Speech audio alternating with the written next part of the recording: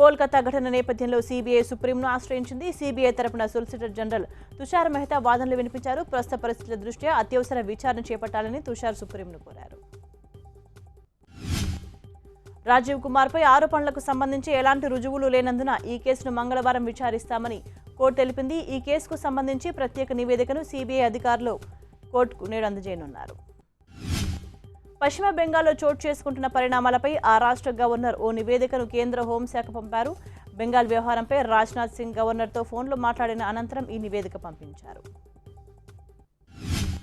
పశ్చిమ Bengal chief secretary డీజీపీలకు సమ్మన్లు జారీ చేసినట్లు రాజ్నాథ్ సింగ్ గవర్నర్ త్రిపాఠి తెలిపారు. మరోవైపు సీబీఐ అధికారులు నివాసాలు, కార్యాలయాల వద్ద కేంద్ర బలగాలతో భద్రత ఏర్పాటు చేయాలని కేంద్ర హోంశాఖ నిర్ణయించింది. కేంద్రం నుంచి వచ్చే నిధులను స్వీకరించబోమని పశ్చిమ బెంగాల్ సీఎం మమత తేల్చి చెప్పారు. ప్రధాని మోదీ రైతుల హక్కుల్ని కాలరాస్తున్నారని ఆరోపించారు. వ్యవసాయ భూముల్ని లాక్కుంటున్నారని మండిపడ్డారు. రైతుల కోసం టీఎంసీ ప్రభుత్వం ఎంతో కృషి చేస్తోందని దీదీ అన్నారు. కృషి బంధు పేరిట రైతులకు ఏడాదికి 5,000 ఇస్తున్న విషయాన్ని గుర్తు చేశారు. కేంద్రం ప్రవేశపెట్టిన తాత్కాలిక బడ్జెట్ ఒక అంకెల గారడిగా విచారణ కోసం వచ్చిన సీబీఐ అధికారులను పోలీసులు అరెస్ట్ చేయడం ఇంతకు ముందన్నడూ జరగలేదని కేంద్ర మంత్రి ప్రకాష్ జవడేకర్ అన్నారు. ఇది ప్రజాస్వామ్యాన్ని హత్య చేయడమేనని ఆగ్రహం వ్యక్తం చేశారు. మమత సత్యాగ్రహాన్ని ఎందుకు చేస్తున్నారని ప్రకాష్ జవడేకర్ ప్రశ్నించారు. ఇది మమత విధించిన అత్యవసర పరిస్థితి అని అన్నారు. ఇప్పుడు మమతకు మద్దతు తెలుపుతున్న విపక్ష నేతలంతా బెయిల్పై బయట ఉన్న వాళ్లేనని జవడేకర్ విమర్శించారు. 23 పార్టీలకు చెందిన ప్రతినిధులు సీఈసీని కలిసినట్లు ఏపీ సీఎం చంద్రబాబు తెలిపారు.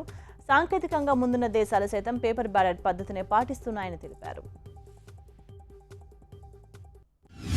ఈవీఎంలలో అవకతవకలపై ప్రజలకు విశ్వాసం కల్పించాల్సిన బాధ్యత ఈసీదేనని చంద్రబాబు అన్నారు. ఎన్నికల సంఘం సరైన నిర్ణయం తీసుకుంటుందనే విశ్వాసం తమకు ఉందని తెలిపారు. శబరిమలలో అయ్యప్పను దర్శించుకుంది 2 మహిళలేనని కేరళ ప్రభుత్వం ప్రకటించింది. గతంలో 51 మంది మహిళలు దర్శించుకున్నారని వెల్లడించిన లెక్కలను ప్రభుత్వం సవరించుకుంది. నిరాహార దీక్ష చేస్తున్న అన్నా హజారేను ఎంఎన్ఎస్ అధినేత రాజ్ ఠాక్రే సామాజిక కార్యకర్త రాజేంద్ర సింగ్లు కలిశారు. అన్నా పోరాటానికి తాము సంపూర్ణ మద్దతు తెలుపుతున్నట్లు ప్రకటించారు. ప్రధాని మోదీ తన ఎన్నికల మేనిఫెస్టోను కూడా అమలు చేయడం లేదని రాజ్ ఠాక్రే విమర్శించారు. ప్రభుత్వం ఏర్పడి 5 ఏళ్లైనా అన్నా హజారే డిమాండ్లు నెరవేర్చలేదని అన్నారు. అన్నా దీక్షకు కేజ్రీవాల్ మద్దతు ప్రకటించకపోవడం ఆశ్చర్యంగా ఉందన్నారు. సీబీఐ నూతన డైరెక్టర్గా రిషికుమార్ శుక్లా బాధ్యతలు స్వీకరించారు. అలోక్ వర్మను తప్పించిన ప్రధాని మోదీ నేతృత్వంలోని అత్యున్నత స్థాయి కమిటీ శుక్లాను నూతన డైరెక్టర్గా నియమించింది.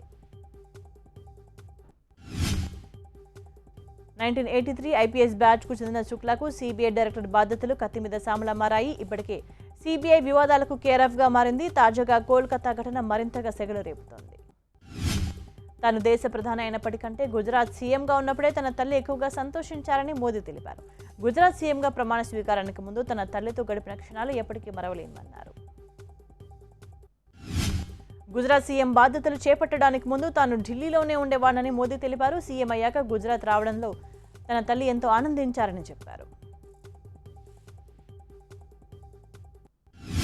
సార్వత్రిక ఎన్నికలకు పార్టీ శ్రేణులను సిద్ధం చేస్తున్నారు రాహుల్ గాంధీ. ఈ నెల 7న పార్టీ ప్రధాన కార్యదర్శులు, రాష్ట్ర ఇన్ఛార్జీలతో ఆయన సమావేశం కానున్నారు. ఈ భేటీలో లోక్సభ ఎన్నికలు అనుసరించాల్సిన వ్యూహాలపై దిశానిర్దేశం చేయనున్నారు. బీజేపీలో దమ్మున్న నేత మీరేనంటూ రాహుల్ గాంధీ ప్రశంసించడంపై కేంద్ర మంత్రి గడ్కరీ స్పందించారు. రాహుల్ సర్టిఫికెట్ తనకు అవసరం లేదని తేల్చి చెప్పారు. లోక్సభ ఎన్నికల్లో మళ్లీ బీజేపీ అధికారంలోకి రావడం ఖాయమన్నారు.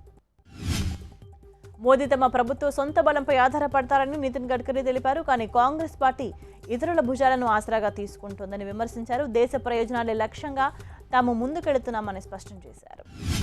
ప్రధాని మోదీ రాజకీయాల నుంచి తప్పుకున్న రోజే తాను కూడా రాజకీయాలకు గుడ్ బై చెబుతానని కేంద్ర మంత్రి స్మృతి ఇరానీ అన్నారు. దేశంలోనే అత్యంత ప్రజాదరణ కలిగిన నేతలతో పనిచేయడం ఎంతో ఆనందంగా ఉందన్నారు. పార్టీ నిర్ణయం మేరకే అమేథీ నుంచి పోటీ చేయడం ఆధారపడి ఉంటుందని స్మృతి తెలిపారు. కేంద్ర మంత్రులు సుష్మా స్వరాజ్, లోక్సభ స్పీకర్ సుమిత్రా మహాజన్ తనకు ఆదర్శమని చెప్పారు. మణికర్ణి సినిమా విడుదలకు ముందే క్రిష్కు ఈ చిత్రం చూపించాలనుకున్నట్టు తెలిపింది. బాలీవుడ్ నటి కంగనా రనౌత్ క్రిష్కు సినిమా అప్డేట్స్ ఇవ్వలేదట అని మీడియా ప్రశ్నించగా, విడుదలకు ముందు డిసెంబర్ నెలలో క్రిష్కు మూవీ చూపించాలి అనుకున్నట్లు తెలిపింది.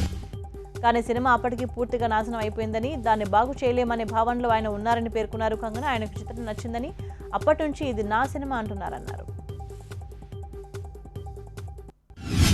ప్రముఖ నటి సోనాలి బెంద్రే క్యాన్సర్ బాధితులకు ఓ సలహా ఇచ్చారు. క్యాన్సర్ అనేది నివారణ దినోత్సవాన్ని జరుపుకునేంత పెద్ద వ్యాధి అవుతుందని ఎవరు ఊహించారని, ఆ పదం వింటేనే గుండెలు పిడుగులు పడ్డట్టు అవుతుందంటూ ఇన్స్టాగ్రామ్లో పోస్ట్ చేసింది. క్యాన్సర్ పట్ల తాను కూడా చాలా భయపడ్డట్టు తెలిపారు సోనాలి బెంద్రే. కానీ ఈ వ్యాధికి భయపడి చేతులెత్తేసే బదులు పోరాడాలని నిర్ణయించుకున్నట్లు ట్వీట్లో పేర్కొన్నారు. క్యాన్సర్తో బాధపడుతున్న వారు దాని గురించి పూర్తిగా అర్థం చేసుకోవడానికి ప్రయత్నించాలన్నారు బెంద్రే. క్యాన్సర్ అంటే కేవలం మానసికంగా కుంగిపోవడం మాత్రమే కాదని పోరాటం కూడా ముఖ్యమేనన్నారు. గరుడవేగ హిట్ తర్వాత సీనియర్ నటుడు రాజశేఖర్ నటిస్తున్న సినిమా కల్కి ప్రశాంత్ వర్మ దర్శకత్వం వహిస్తున్న ఈ చిత్ర టీజర్ను విడుదల చేసింది చిత్ర యూనిట్.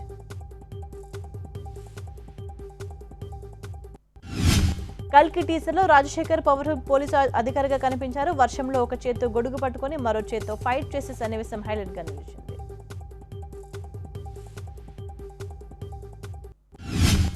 బాలీవుడ్ నటుడు అక్షయ్ కుమార్ లీడ్ లో నటిస్తున్న మిషన్ మంగళ్ చిత్రంలో తాప్సీ పాత్ర చిత్రీకరణ పూర్తయింది. ఈ విషయాన్ని తాప్సీ ఇన్స్టాగ్రామ్ ద్వారా వెల్లడిస్తూ సినిమాలోని ఓ లుక్ ను విడుదల చేశారు. మిషన్ మంగళ్ చిత్రంలో తాప్సీ కృతికా అగర్వాల్ పాత్రలో నటించారు. మరో అందమైన ప్రయాణం ముగిసింది. మిషన్ మంగళ్ సినిమాకు సంబంధించిన తన పాత్ర చిత్రీకరణ పూర్తయిందంటూ ట్వీట్లో పేర్కొంది. మిషన్ మంగళ్ సినిమాలోని ప్రతి ఫ్రేమ్లో అద్భుతమైన నటులు ఉన్నట్లు తెలిపారు తాప్సీ. ఈ చిత్రం చిరకాలం గుర్తుపెట్టుకుంటానన్నారు. ఈ మూవీ ఆగస్టు 15న విడుదల కాబోతున్నట్లు తెలిపారు. తన జీవితానికి దీపికానే వెలుగన్నారు రణ్వీర్ సింగ్. ఇటీవల దీపిక తన పుట్టినరోజు సందర్భంగా అభిమానుల కోసం ఓ సొంత వెబ్సైట్ను ప్రారంభించారు. ఈ నేపథ్యంలో దీపికను ఉద్దేశిస్తూ సోషల్ మీడియాలో రణ్వీర్ ఓ పోస్ట్ పెట్టారు. తన జీవితంలో తను కలిసిన అద్భుతమైన వ్యక్తి దీపికానే అంటూ ట్వీట్ చేశాడు రణ్వీర్. ఆమె తన భార్య అని ఈ మాట చెప్పడం లేదని, ఆమెపై తనకున్న ప్రేమను ఫీలింగ్స్ ను వ్యక్తపరచడానికి ఓ భాషను కనిపెట్టాలి అంటూ ట్వీట్లు పేర్కొన్నాడు. ప్రపంచంలో దీపికకు అత్యంత దగ్గరైన వ్యక్తిని తనేనని నిస్సందేహంగా చెప్పగలన్నాడు రణ్వీర్. వృత్తిపరంగానూ ఆమెతో బాగా కనెక్ట్ అయ్యానన్నాడు. దీపికలో ప్రేమ, జాలి, తెలివి, అందం కలగలిపిన విశ్వమే ఉందన్నాడు. యువ హీరో విజయ్ దేవరకొండ అరుదైన ఘనతను సొంతం చేసుకున్నాడు. ఆయన 2019 ఫోర్బ్స్ ఇండియా 30 Under 30లో చోటు దక్కించుకున్నాడు. భారత్లో 30 ఏళ్ల కన్నా తక్కువ వయసుకు చెంది అద్భుత ప్రతిభ కనబరిచిన వారి జాబితాను ఫోర్బ్స్ విడుదల చేసింది. ఫోర్బ్స్ జాబితాలో నటుడు విజయ్ ఈ ఖ్యాతి దక్కించుకున్నాడు. ఇదే జాబితాలో ప్రముఖ మహిళా క్రికెటర్ స్మృతి మంథానా, ప్రముఖ అథ్లెట్ హిమదాస్లకు చోటు దక్కింది. సోషల్ మీడియాలో ఓ స్లిప్పర్ సెల్ఫీ ఫోటో తెగ వైరల్ అవుతోంది. ఈ ఫోటోలో 5గురు చిన్నారులు నవ్వుతూ స్లిప్పర్తో సెల్ఫీ తీసుకుంటున్నారు. ఈ చిన్నారుల సృజనకు నెటిజన్లే కాక బాలీవుడ్ సెలబ్రిటీస్ కూడా ఫిదా అవుతున్నారు. మనం ఎంచుకున్న దాన్ని బట్టే మనం సంతోషంగా ఉంటామనే క్యాప్షన్తో ఈ ఫోటోని షేర్ చేశారు బాలీవుడ్ నటుడు బొమ్మన్ ఇరానీ. ఇటు సూపర్ స్టార్ అమితాబ్ బచ్చన్ మాత్రం ఇది ఫోటోషాప్లో ఎడిట్ చేసిన ఫోటో కావచ్చని అనుమానం వ్యక్తం చేస్తూ ట్వీట్ చేశారు. స్లిప్పర్ సెల్ఫీ ఫోటోలో తనకున్న అనుమానాలను తెలిపారు బిగ్ బి. స్లిప్పర్ పట్టుకున్న చేతికి మరో చేతికి తేడా ఉన్నట్లు అనిపిస్తోంది అంటూ అమితాబ్ ట్వీట్ చేశారు.